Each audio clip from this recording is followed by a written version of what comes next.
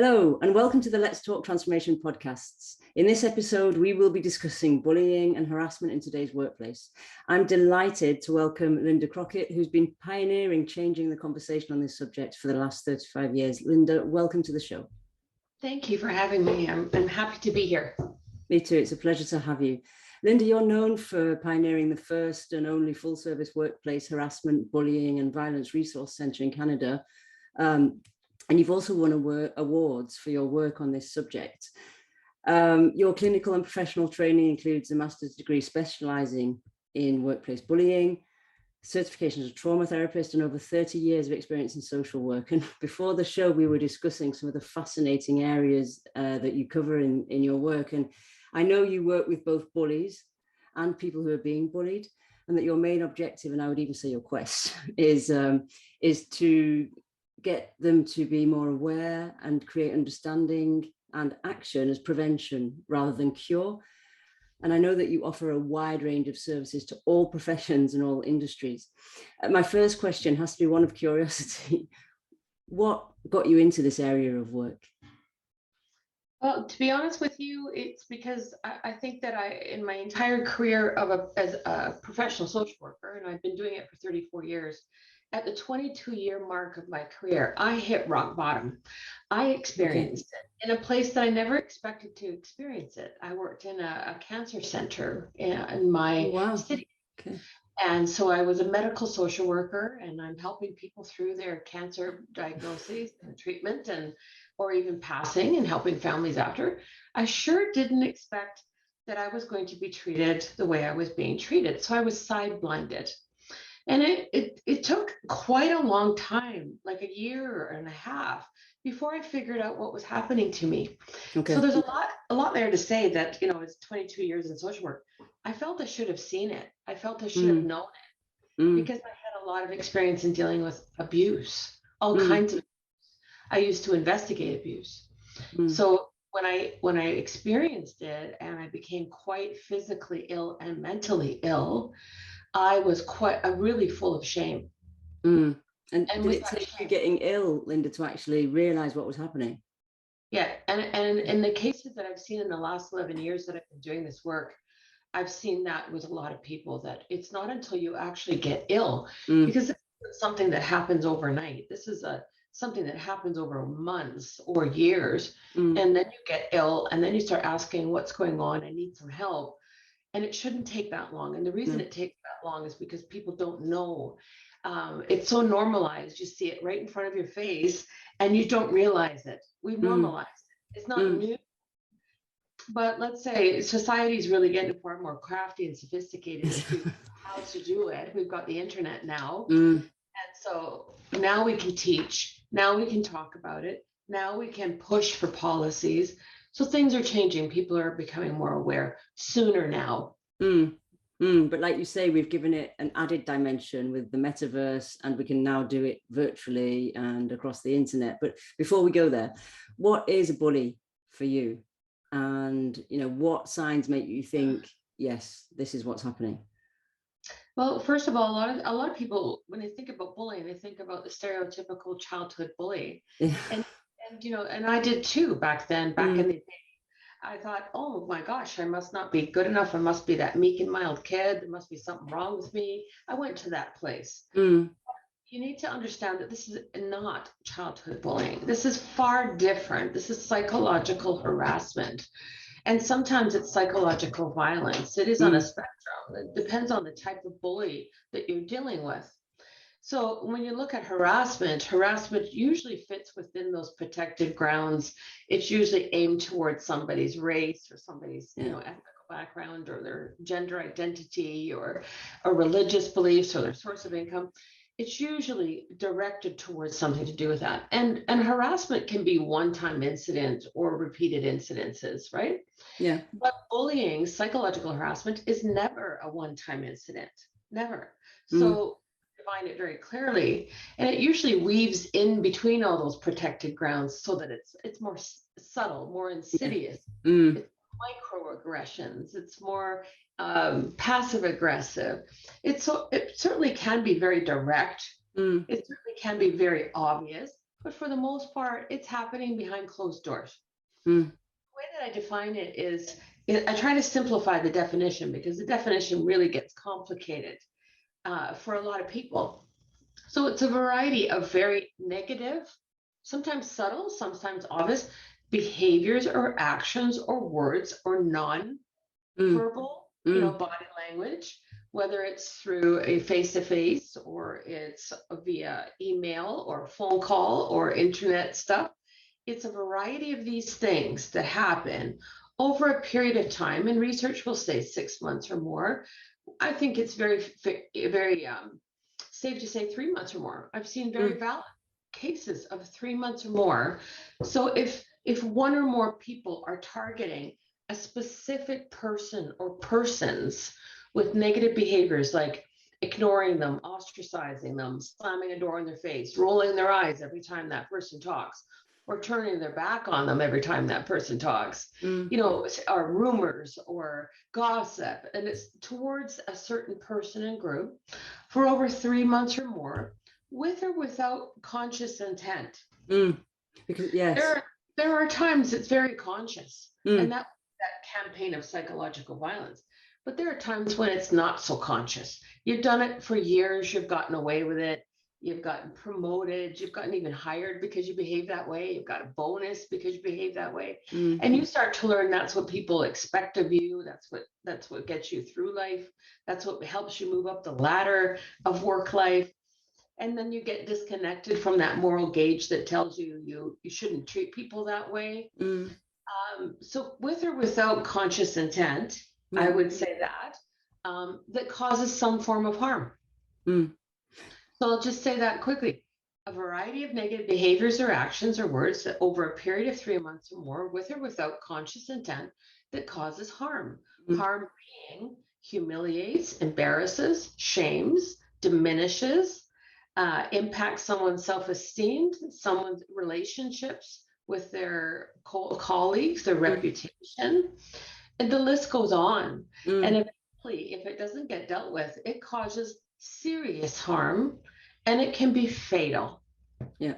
And I mean, and a lot of people, I'm coming back to the unconscious part of this, a lot of people, it's like, oh, I was only joking. It's only banter. That's just the way we joke around here. And I think I deal a lot with microaggressions when we work on diversity and inclusion and psychological safety. And I think people, once they're aware of that, they become even afraid to say anything, which doesn't help either, because that's another type of distance that they're putting there if that person is already feeling shame. So how do you go about equipping people to understand exactly what is and isn't banter, and what is appropriate and what isn't, and how they can act on that themselves?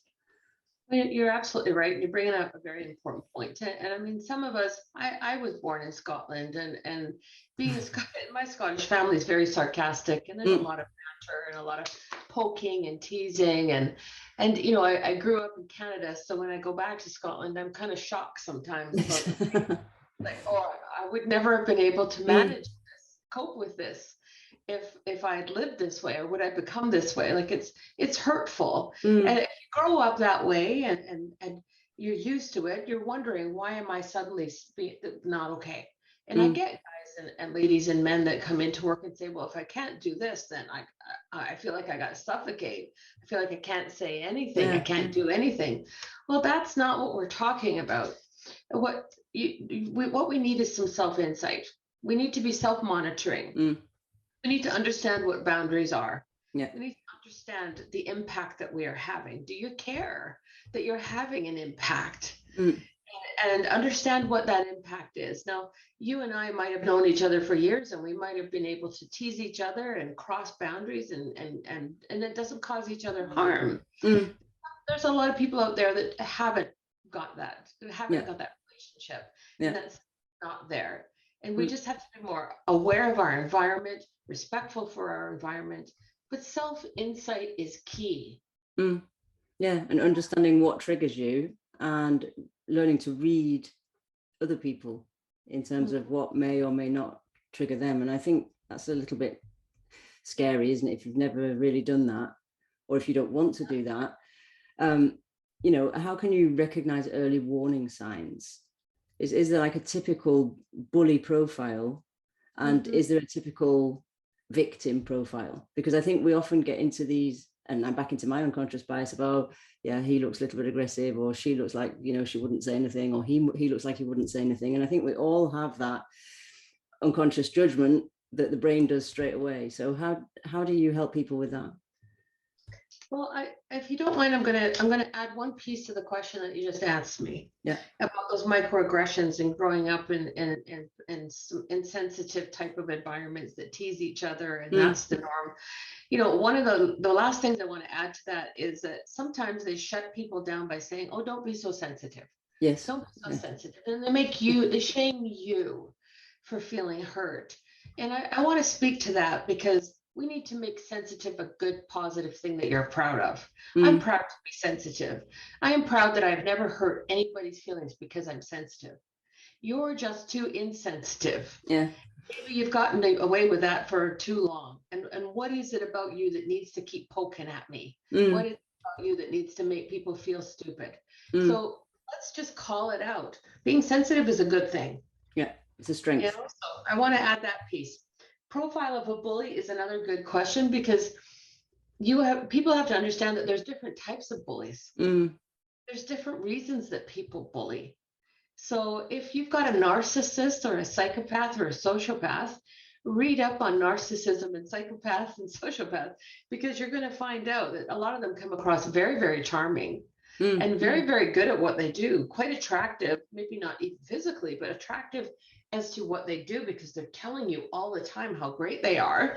And you might be putting them on a pedestal because you believe it. And I'm certainly guilty of that, putting people on a pedestal because they're so great, only to have them crash off that pedestal as soon as I call them out, or, you know, make them make them feel stupid. Yeah.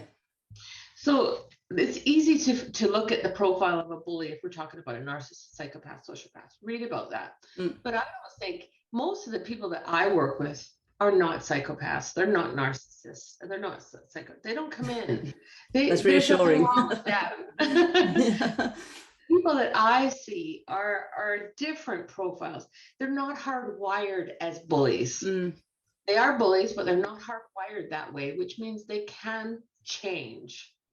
So if I'm looking at the profile, then I'm looking at risk factors like authoritarian leaders that really abuse their power. Yeah. They're very domineering. They're very abrasive. They're civil in the way they speak. They're mean. They're rude. They're sarcastic. They're teasing you. They're inappropriate in their teasing.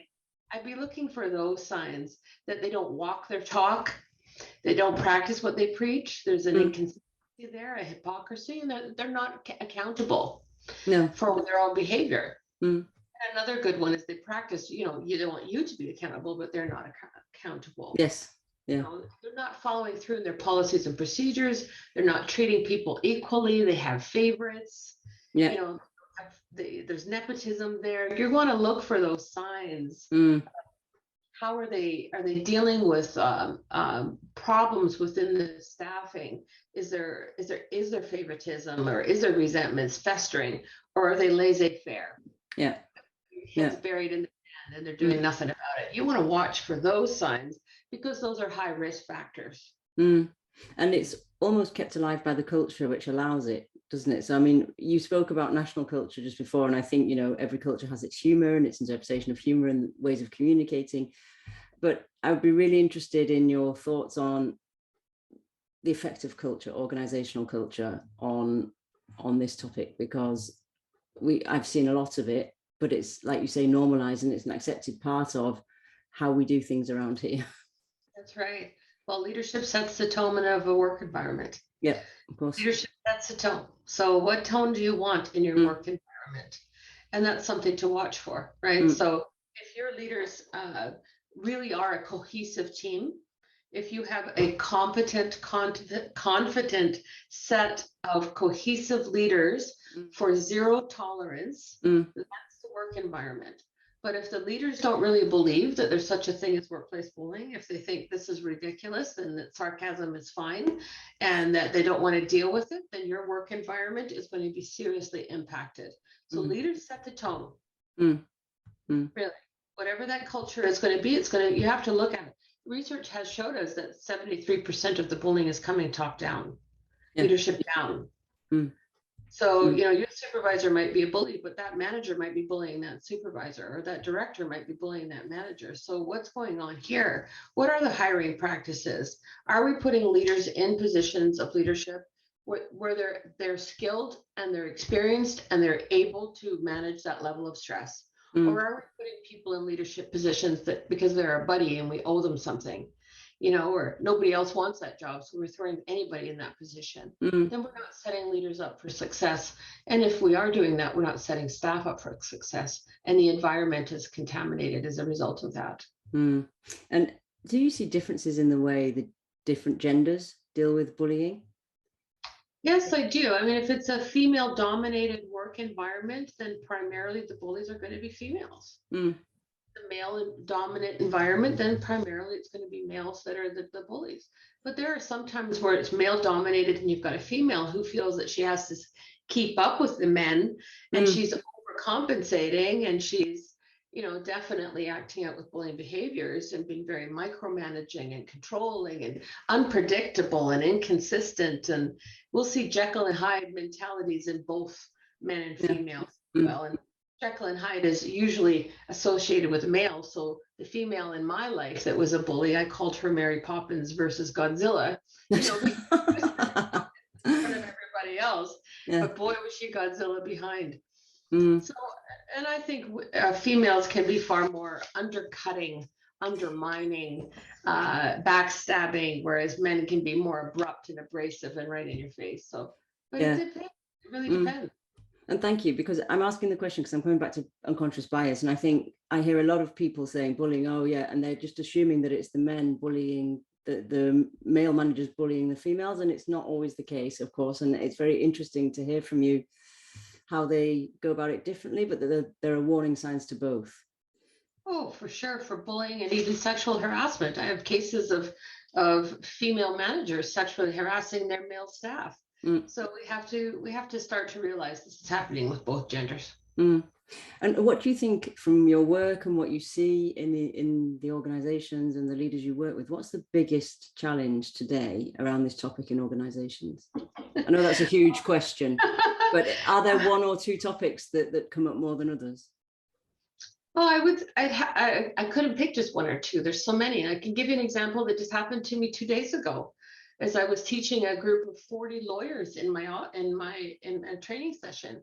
And one of the lawyers said, "Don't you think that teaching on this stuff is making it worse?" Just think about that for a minute. That is the example of, that is very frustrating for me, that these are lawyers who really have an impact on cases. And this man is asking me, by me training, trauma-informed, building awareness, that I'm actually making it worse. That's a challenge for me. It's a challenge for me to see employers bury their heads and say, no, we're not going to train on this. It's mandatory in Canada for you to train your staff, and yet they're still trying not to. It's challenging for me to see that leaders don't realize your staff is watching you. Staff is watching you. So you set the tone. If you do not believe in this and you do not practice zero tolerance, why should they? If you're not walking the talk of accountability, why should they? So you need to realize that you're the role model. That's frustrating for me. So there's a lot of things that are check the box kind of leaders. Watch this webinar for 1 hour, check the box, and now I know I've met the need. You can never truly understand workplace psychological harassment or violence in a 1 hour webinar. Clearly. Never understand the human experience. You don't understand the injury. You don't understand the impact. You will not create change with a 1 hour webinar. That to me is hypocrisy. And that to me is saying that this phenomenon and this epidemic is a joke. That's what I find that very frustrating. And do you find it normally comes from a place of fear, insecurity, or just disinterest?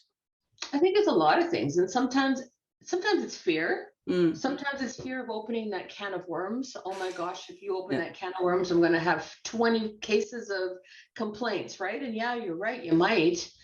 but at least you'll stop them from coming in, Yeah. because you need to deal with them. That's not going away. Meantime, your staff is suffering, and costs are going up. It's costing you multiple millions each year. If you don't know that, start looking, because it is. Your reputation is being impacted.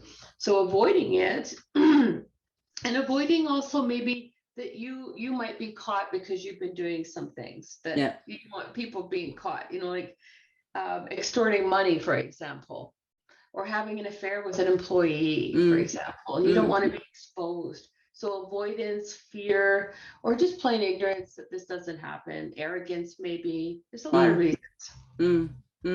And I hear a lot that's HR's accountability. HR should be dealing with that. If you've got a problem with your manager, you go and see HR. And also, just passing the blame, if you like, or passing the buck over to HR. Clearly, it's not just a HR issue. Do you think HR need more experience and understanding than the other parts of the organization, because they will ultimately get sent lots of people who start talking about this? Well, what bothers me about that is all HR are not trained equally, right? Yeah. Sometimes we're putting people in positions of HR where they have absolutely no training. They don't know how to handle this stuff. They should be standard across, and they should be accountable to a professional association, but first.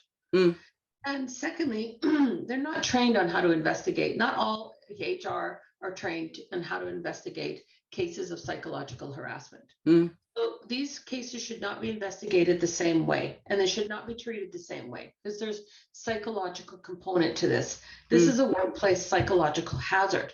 Yeah. And sometimes HR are the bullies. And sometimes HR needs a paycheck too, and they're going to do what the bully boss is telling them to do. So there might be bias there. So it's not just an HR problem. This is a full team, a leadership team problem. This is an HR problem. You need to access human rights or occupational health and safety or your union, because it's an all systems problem. Yeah. Including the medical and the insurance. Yeah. And so how can we go about equipping the organization then? Because clearly leaders are accountable for that as well, and need to be equipped and feel equipped to actually start having those conversations. The first step, and then the second step, is to do something with what they're hearing. So how do you go about equipping leaders for that? Well, first of all, leaders aren't going to do anything unless you've got legislation. So you need legislation. So you need to start. What we did here in Canada, in my particular province, was when we didn't have any law against bullying. I could come to work and I could call you a useless waste of space every day, or say things like that didn't fit within the protected grounds, did it? Or I'd say, God, I can't stand this, your skin. What's wrong with your skin? Or I hate the sound of your voice. I could say all that stuff, and human rights could do nothing. So first of all, get your legislation, and get good legislation. Our legislation is there, but it's weak. Learn from the mistakes that other places are making. Get some good, strong legislation, because that's going to hold your leaders accountable. And if your leaders do not do what the legislation says, which number one is train all staff. Number one is have policies and procedures that say zero tolerance, that tell people how to report it, that include alternative reporting processes, that include protection against retaliation, that include examples of retaliation, that include punishment or consequences for malicious complaints. So have a good, robust set of policies, number one. That's what legislation should say. Secondly, train all staff on your policies and procedures so that everybody knows what is bullying, what is not, what is psychological harassment or psychological violence, so that you have language that you now can say, no, this is not normal. And you can start to identify it earlier before an injury shows up, not months and years later when an injury shows up. So you want prevention, you want to learn about intervention, and you want resources that are equipped to handle crisis intervention. So legislation, leadership's held accountable, all staff trained, and then you want resources that are qualified to deal with this kind of injury. So you want therapists who are trained to deal with this injury, because some therapists are actually making mistakes and making things worse. You want coaches who are trained. And I think everyone should be trauma informed. In this training should be absolutely trauma informed, including investigators. don't bring in an investigator that doesn't have trauma-informed training. Mm. That doesn't mean that everybody has to be a psychologist. No. It means you have to have trauma-informed so that you know the person that you're interviewing who is freaking out, angry, irritable, upset, is actually having a panic attack and not a problem person. They're not the disruptive employee. They're actually having a panic attack. You need to understand some of these symptoms and signs so that you know how to diffuse it and calm that nervous system down and not cause more injury. Because I think we can spend a lot of time just being bystanders without really wanting to. So I gave an example before of people just get too scared to express themselves because they don't want to microaggress someone, or, you know, say something that's inappropriate. They're not sure what language to use. But we can also just not dare to speak up, can't we? So, and we all know that in organizational cultures, there's still quite a lot of command and control, and people don't dare to speak up, particularly to hierarchy. So what would your sort of, I was going to say tips and tricks, but it's not tips and tricks. What would your upskilling process be for people who are looking to do something but don't dare for whatever reason? Well, you're bringing up two things for me there. You're talking about, when you're talking about the bystanders, I think we need to talk about them, you know, the witnesses. The bystanders are absolutely critical, because this is usually happening behind closed doors, or, you know, it's crazy making stuff. Nobody's going to believe me. This person is fantastic in front of everybody else, but behind closed doors, they're spitting at me with their anger. Their fangs are showing. Nobody's ever going to believe that stuff. So we need our bystanders, our witnesses. But we've done our bystanders a disservice because we get angry at them for not reporting. We get angry at them for not speaking up. You know, how could you not defend me? You just saw that kind of thing. And of course, that's right to feel that way. We will feel betrayed, and that's valid to feel betrayed by that. Our own colleagues not speaking up and helping us. But the truth is, bystanders have seen the process fail time and time again. Why would they want to speak up? And bystanders have seen the damage it's caused to other people. They don't want to be the next one who's going to be targeted. Maybe they were targeted before. Maybe they've been bullied before. They sure as heck don't want to be bullied again. And that's valid. Or maybe they are overwhelmed, stressed out, their caseloads or their workload is already too much. And in addition to that, they've got a sick family member at home. That's valid reasons that they don't want to get involved. Maybe they're on probation. They want their job to be permanent. They don't want to be seen as a troublemaker. We have to validate that there's a very good reasons for them not wanting to speak up or get involved. You even mentioned one, you know. So first of all, let's give them a support system that is safe, that can help them get through that fear and that barrier that is valid, because at the end of the day, they have to do the right thing, because it's going to eat away at them as well. It's going to impact their health as well. So we have to have safe processes to report this kind of abuse. Now, if it's the boss that's the bully, or the safety officer, or the HR, then have alternative ways, have a whistleblower line, have people like me that I know there's people like me in France that do this work, that you can even go and just sit with, that it's confidential, and you can process and develop a strategy that is safe for you. And another, maybe not tip or trick, but what is necessary is that you document. And I know that a lot of people are sick and tired of document, because that's what we do in our work. We type all day, or we write all day. But I'm saying, you know, you can put an app on your phone. There's a great app on my website, Trail app. It's very cheap, but you can just start to document in your phone what you saw that day, what you heard that day, what you felt that day, what you did that day. Because as a bystander, or as a person who's being targeted, eventually you just might have to report. You might want to report, but here it is, May or June, sorry. But if I decide in December that I'm going to report, I might not want to today, but by December, maybe I'm going to want to. Then I'm going to forget everything that's happened in June, July, and August. And I need that material. I need that data, because that is part of my evidence. An investigator comes into your office, they're going to try to determine whether you're credible or not. Of course. You're going to try and weigh the probabilities of whether you were bullied or not. Is your claim valid or not? Or are you malicious or not? That documentation is going to be critical, because they're going to say, perhaps, where were you on June the 3rd or 4th, whatever it is, because so-and-so says you went out and keyed their car. I've had a case like that. Well, your documentation is going to be able to go, on June the 4th, actually, I was in England. So there's no way I could have keyed your car. So you see how you're able to get that credibility with your note taking. But also it's good for your mental health. Yeah. Because if the bullying started in June, by December, you're going to be so fatigued. You're going to forget things. You're going to lose your focus. You're going to be all meshed up in your head, going to be wondering if you're crazy. Did I actually see that? Nobody's going to believe me. Your documentation is going to be, I'm going to go back to June and say, and look at that and go, yes, that did happen. I'm not crazy. I've got clarity with my documentation. You need your clarity to stay sane. You need your clarity to keep your confidence. Of course. And you need your confidence to keep your courage. Because you're going to need clarity, confidence, and courage to make a complaint. Of course. So documenting is very important for your mental health, so that you can sleep at night too. Because sleep is severely impacted by this abuse. And just as I'm listening to you, I was just asking myself the question, I wonder how many cases of burnout are due to psychological harassment or bullying. Do you have figures on that, or do you have a feeling from what you do? I would say a very high number. Now, there's, like, you asked me about the profile of people who are bullied, and that sort of comes to that answer there as well.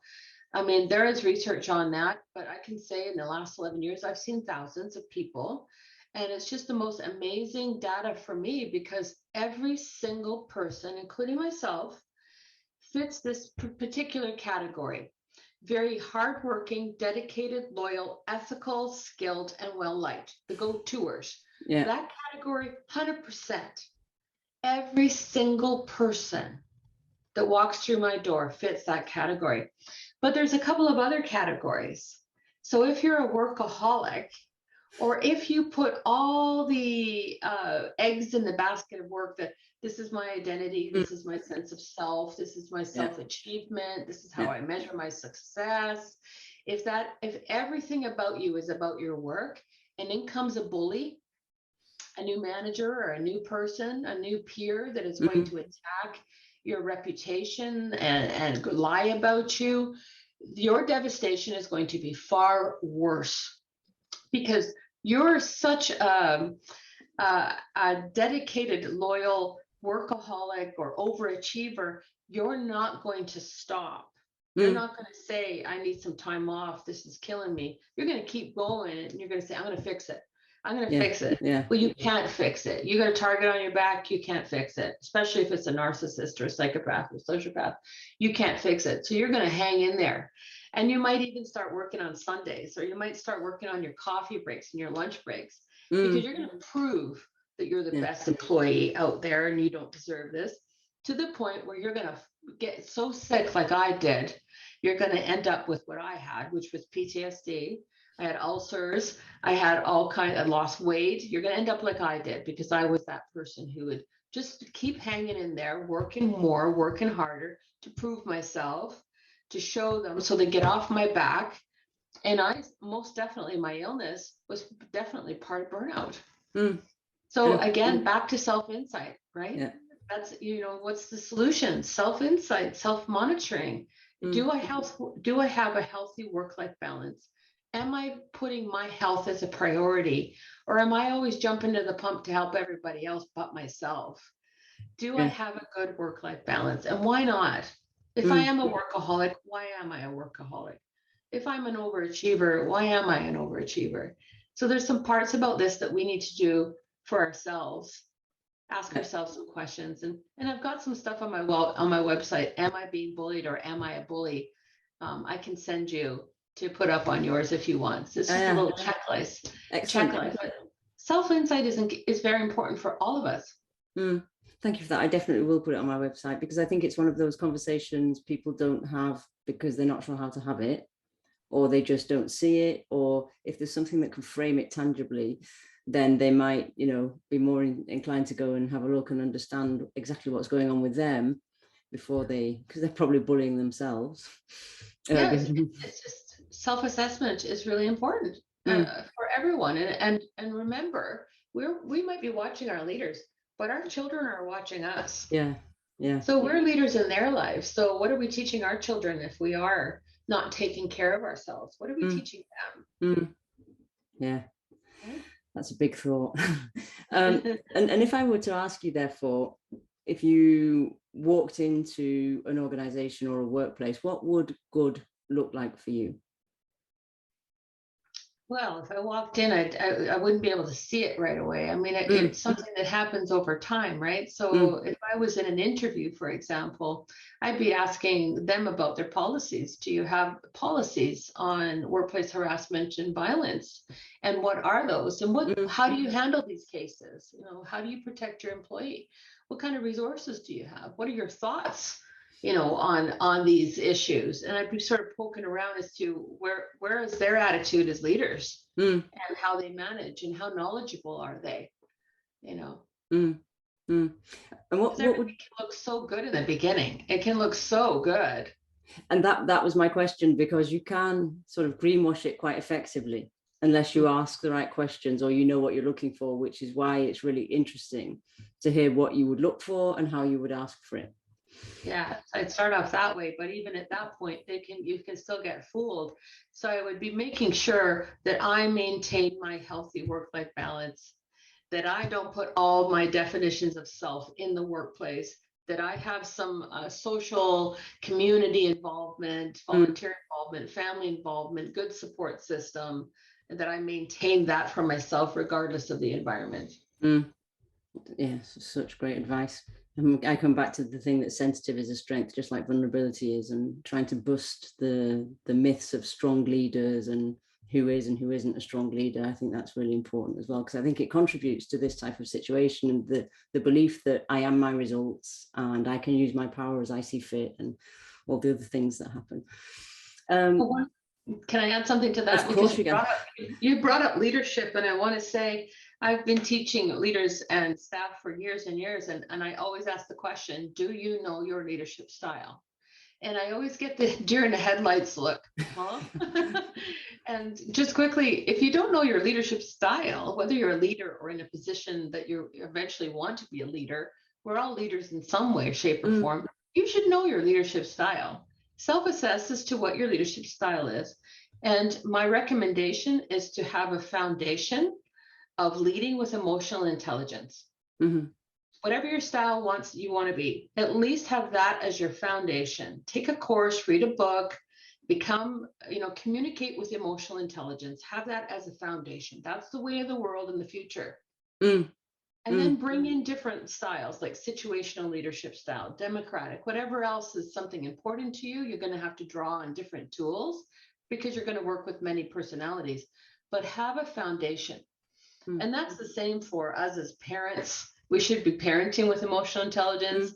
Our marriages, communicating with emotional intelligence. That would be very, very, that would create a lot of success for people. Yeah, and I think it would create different conversations, wouldn't it? I mean, that's a whole other discussion, and time is running, but I would like to ask you any final call to action you would have or recommendation for people who are grappling with just that. How do I introduce this subject and start having those conversations in my workplace? Well, first of all, become aware.